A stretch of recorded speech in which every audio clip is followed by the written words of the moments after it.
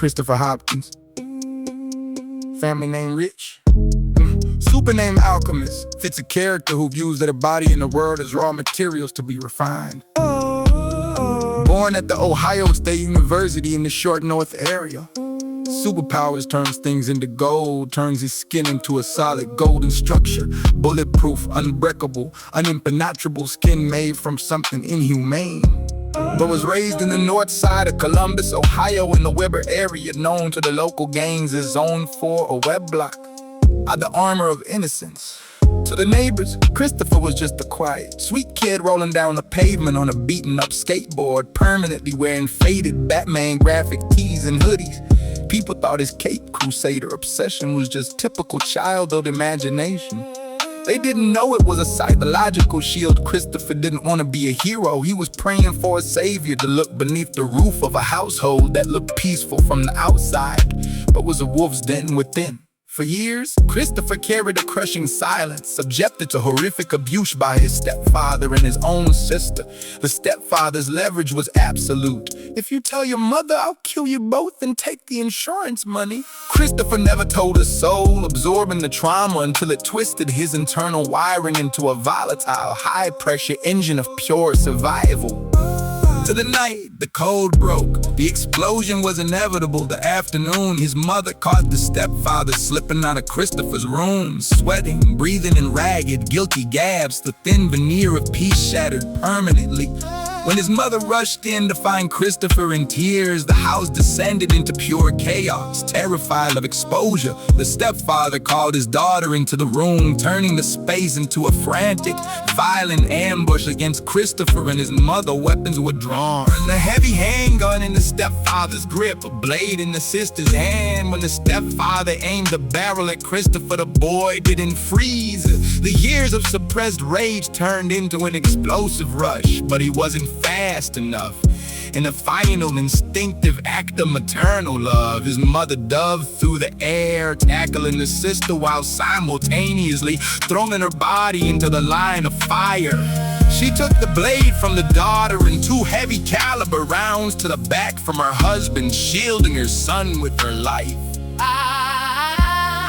Fixing the jam. The stepfather's weapon jammed as he tried to clear a 3rd round. To finish, Christopher panic setting in. The man lunged to strangle the boy, but Christopher broke away, scrambling toward the back door. That was when the dying sister cried out from the floor, "Don't let me die alone." What happened next severed Christopher's humanity entirely. The stepfather didn't rush to save his daughter. He looked into her fading eyes, whispered, "I'll always love you," and brutally suffocated her right there, adhering to a code, a monstrous criminal code. Leave no witnesses alive. He was so consumed by covering his tracks that he didn't notice the shadow re-entering the room.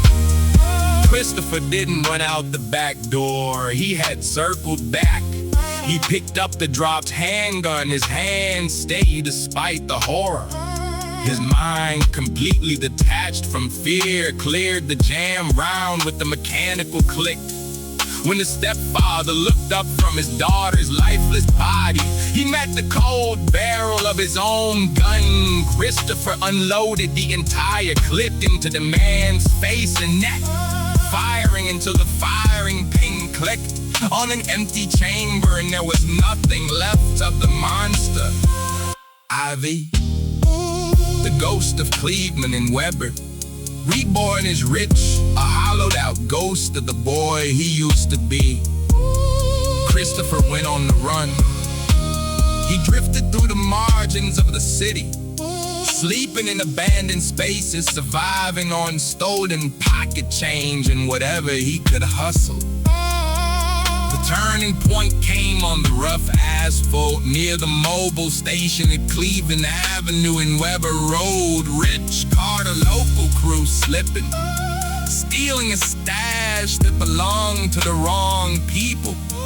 They tracked him down, catching him lacking as he walked past the station. Instead of a confrontation, they hit him full speed with a car, breaking his body against the windshield. They stripped him of his stolen change, broken, barely breathing frame into the trunk and drove downtown. They dumped his body over the railing into the dark waters of the Scioto River, right at the intersection of Broad and High Street, leaving him to drown in the heart of Columbus.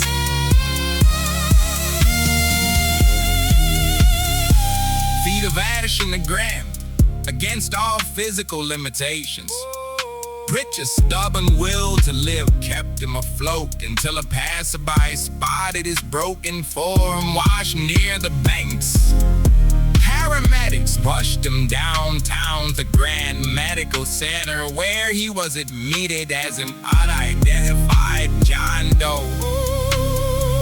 Hooked up to life support with a fractured skull and failing lungs.